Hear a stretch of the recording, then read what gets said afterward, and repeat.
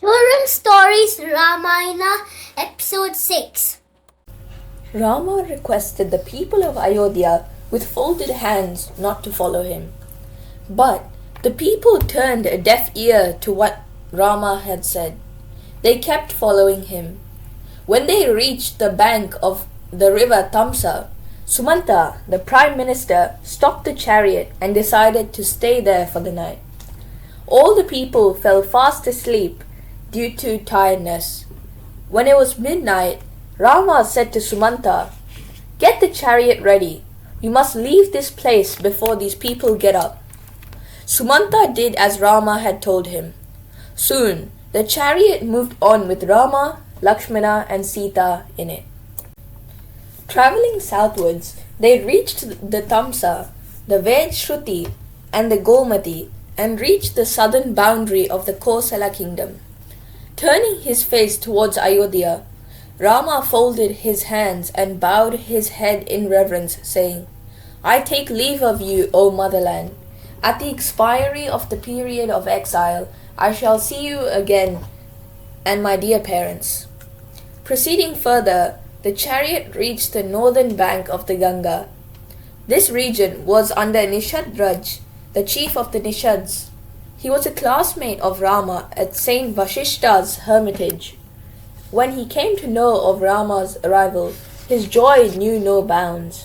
He collected his chiefs and said, "Have you heard that my friend as well as master, Rama, has come? Let us go and receive him with open arms. Even a glance cast at his face is sure to rid us of all our sins and difficulties." Nishadraj went to receive Rama, Lakshmana, and Sita. He said, "Dear master, your visit has really made this place sacred and pious. Your love has won me over. Do a favor to me as well. Arrange for a boat to cross the Ganga." When the chief of the Nishads went away to arrange for a boat, Rama said to Sumanta, "Sir, you must return to Ayodhya now, as we shall begin our exile from here." "I can't dare to return to Ayodhya with my chariot empty.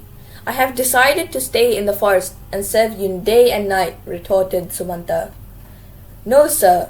You must go back and do two important jobs: to console my father and to assure Mother Kaikeyi that I have really started a forest life."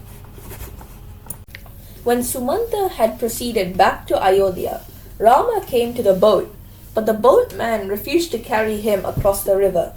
He said with folded hands, "My lord, I have heard that the dust of your lotus feet has a magical effect. Anything touching your feet turns into a woman. Is it true that a rock turned into a woman on touching your feet? My boat is made of wood only. If it changes into a woman, my family is sure to starve." Rama smiled and said, "How can your doubt be set at rest, friend? Let me know. I won't let you step onto my boat until and unless I wash your feet," retorted the boatman. "All right, wash my feet and get us across at once," said Rama. The boatman washed Rama's feet with the water of the Ganga. Having set his doubt at rest, the boatman made Rama, Lakshmana, and Sita sit in his boat and began to row it towards the other bank. Nishadraj was also in the boat at that time. Reaching the other bank, all the four got down. The boatman lay prostrate at Rama's feet. Rama felt that he must pay the boatman his wages, and so Sita took off her gold ring and handing it across to the boatman, said, "Here is your wages. I have already got it." Saying so, the boatman folded his hands and said, "The wash of Lord Rama's feet is much more than my wages. It has done away with all my sins, sorrows, and difficulties. So, I don't want anything now." Bidding farewell to the boatman, Rama worshipped Lord Shiva while Sita implored the Ganga, "Mother Ganga, bless me so that all my desires are fulfilled." Rama, accompanied by his brother, wife, and friend Nishadraj, crossed the dense forest and came to Prayag, a town at the confluence of the Ganga and the Yamuna. They visited the hermitage of Saint Bharadwaj.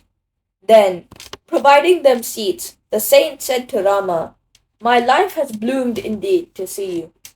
Rama said, "O holy saint, he is really great and noble who is held in high esteem by you.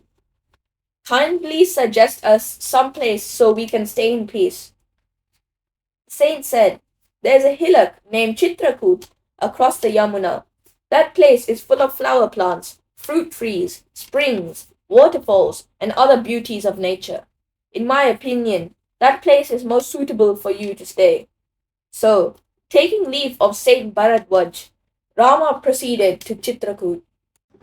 Sumanta, on reaching Ayodhya, left the empty chariot outside the town. He dared not enter the town as if he had been guilty of murdering a Brahmana, a saint, or a cow. He could not take courage to go into the capital during the daytime. So he passed the day under a big tree and entered the town at night under the cover of darkness. Saving himself from the eyes of the people, he made for the royal palace and was directed to Queen Kaushalya's apartment by a maid. There, King Dasharatha was smarting under the sorrow of separation from his dear son. Bowing low, he greeted the king. The king asked him, "How's my Rama, O Sumanta? Has he returned along with Sita and Lakshmana or not? If not, make me reach there in the forest too. Otherwise, I shall certainly die." Hearing this, Sumanta broke into tears and no words could come out of his throat. Then, seeing the king in untold sorrow, Sumanta consoled him, saying, "My lord, you are storehouse of true wisdom and also rank among top warriors. Your patience is immense indeed, as you have developed it through your attachment with great saints and hermits.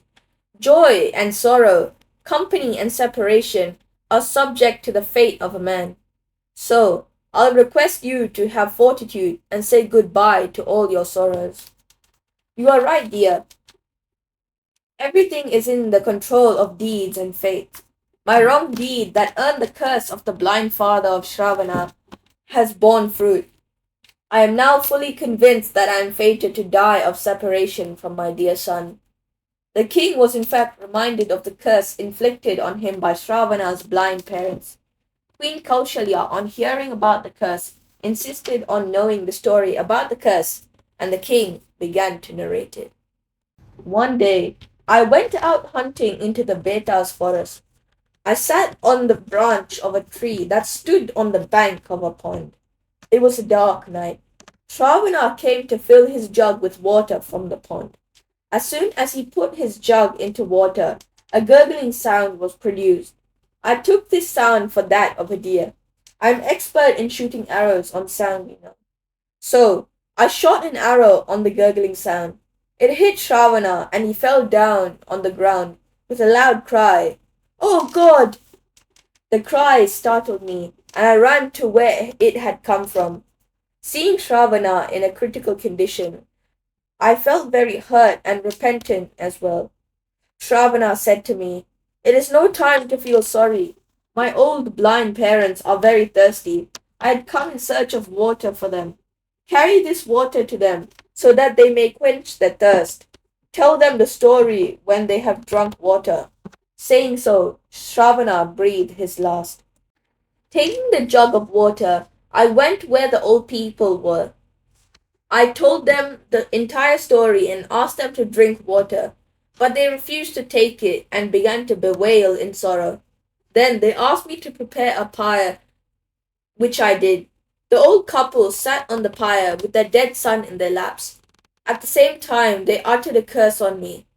"Listen, O king, you will also die of separation from your son, as we are doing now."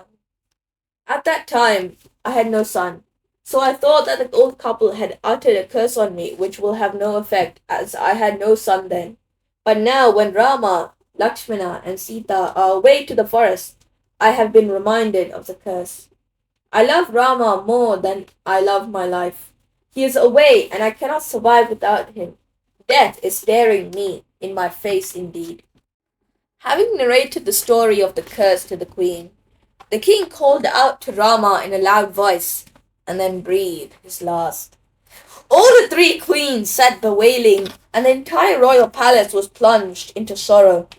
The news of the king's death spread like wildfire, and the entire city of Ayodhya wore a sorrowful look. People began to say, the king was a storehouse of righteousness, noble qualities, and justice. He is no more now. All the people began to curse Queen Kaikeyi. Some of them abused her too. But the king had left this mortal world in sorrow for his son. The night passed off, and at daybreak, Sage Vashishta was informed of the king's death. Like and subscribe to this channel for more videos.